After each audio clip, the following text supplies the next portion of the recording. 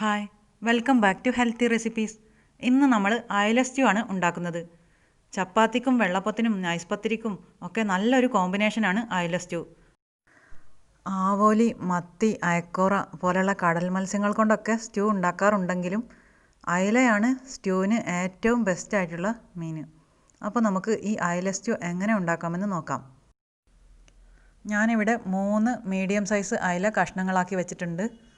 ഇനി നമുക്ക് വേണ്ടത് പച്ചമുളകാണ്. ഒരു 4 പച്ചമുളക് വേണം. നടുകെ കീറി വെക്കണം. പച്ചമുളകിൻ്റെ എരിവാണ് നമ്മുടെ ഈ സ്റ്റ്യൂവിന് മെയിനായിട്ടുള്ളത്. പിന്നെ നമുക്ക് വേണ്ടത് ഒരു കഷ്ണം ഇഞ്ചിയാണ്. ഒരു വലിയ കഷ്ണം ഇഞ്ചി എടുക്കാം.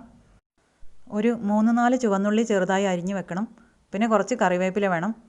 പിന്നെ സവാള വേണം. ഒരു 2 സവാള പൊടിയായി അരിഞ്ഞെടുക്കണം. അത്ര പൊടിയായിട്ടല്ല, നീളത്തിൽ അരിഞ്ഞതിന് ശേഷം ഒന്ന് നടുകെ മുറിച്ചാൽ മതി. പിന്നെ തേങ്ങാപ്പാൽ വേണം. ഒരു തേങ്ങയുടെ മുഴുവൻ പാൽ വേണം. 1 കപ്പ് 1-ാം പാലും 1 കപ്പ് 2-ാം പാലും എടുത്ത് വെക്കണം.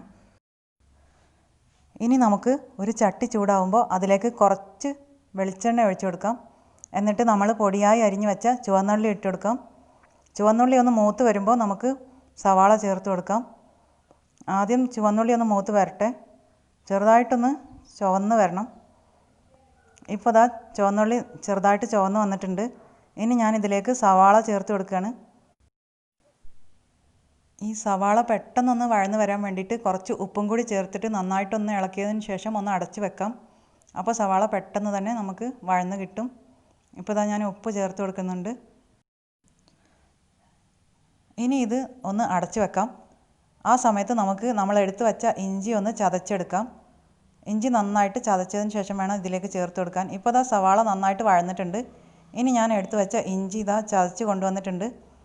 അത് ഇതിലേക്ക് ചേർത്ത് കൊടുക്കാം. പിന്നെ നമ്മൾ എടുത്ത് വെച്ച പച്ചമുളകും കറിവേപ്പിലയും കൂടി ചേർത്ത് കൊടുക്കാം. ഇനി ഇതെല്ലാം കൂടി നന്നായിട്ടൊന്ന് വഴന്ന് വന്നാൽ നമുക്ക് ഇതിലേക്ക് തേങ്ങാപ്പാൽ ചേർത്ത് കൊടുക്കാനുണ്ട്. ഇപ്പോൾ ഇതാ പച്ചമുളകൊക്കെ നന്നായിട്ട് വഴന്ന് വരുന്നുണ്ട്. ഈ പച്ചമുളകിൻ്റെ എരിവ് മാത്രമല്ല കേട്ടോ, കുറച്ച് കുരുമുളക് പൊടി കൂടി നമ്മൾ ചേർക്കും. ഇപ്പോൾ നമുക്ക് തേങ്ങാപ്പാൽ ചേർത്ത് കൊടുക്കാം. ഇതാ നന്നായിട്ട് വഴന്നിട്ടുണ്ട്. ഇനി തേങ്ങാപ്പാൽ ചേർത്ത് കൊടുക്കുകയാണ്. 2-ാം പാലാണ് കേട്ടോ ഇപ്പോൾ ചേർക്കുന്നത്. ഇതൊന്ന് തിളച്ച് വരുമ്പോൾ നമുക്കിതിലേക്ക് മീൻ കഷ്ണങ്ങൾ ഇട്ട് കൊടുക്കാം.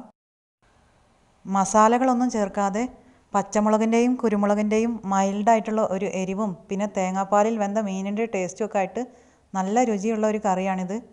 സാധാരണ നമ്മൾ മീൻ കറി വെക്കുമ്പോൾ നല്ല കളർഫുള്ളായിട്ടുണ്ടാവുമല്ലോ. അതായത് ഒരുപാട് സ്പൈസും പിന്നെ പുളിയൊക്കെ പിഴിഞ്ഞ് അങ്ങനെയൊക്കെയല്ലേ സാധാരണ നമ്മൾ മീൻ കറി വെക്കുക.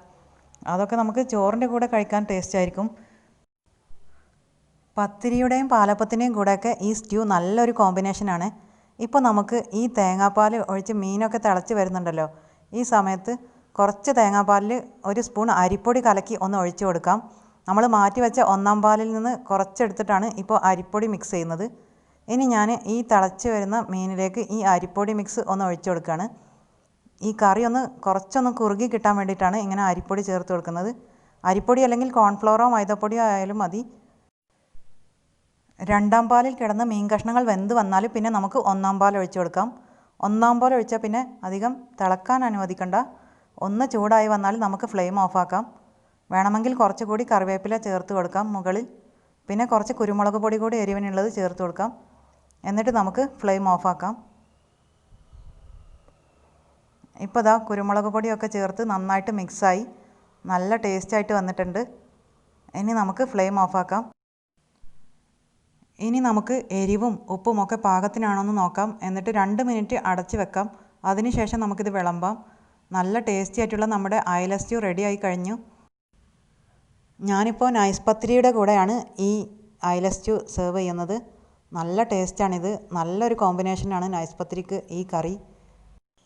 അപ്പോൾ സാധാരണ മീൻ കറികളിൽ നിന്നും തികച്ചും വ്യത്യസ്തമായിട്ട് തക്കാളിയും പുളിയും മസാലകളും ഒന്നും ചേർക്കാത്ത ഈ മീൻ കറി നിങ്ങൾക്ക് ഇഷ്ടമായെങ്കിൽ എല്ലാവരും അഭിപ്രായങ്ങളൊക്കെ അറിയിക്കണം. ആരെങ്കിലും ട്രൈ ചെയ്ത് നോക്കുന്നുണ്ടെങ്കിൽ ഫീഡ്ബാക്സൊക്കെ കമൻസിലൂടെ അറിയിക്കണേ. അപ്പോൾ നമുക്ക് അടുത്ത റെസിപ്പിയുമായിട്ട് വീണ്ടും കാണാം.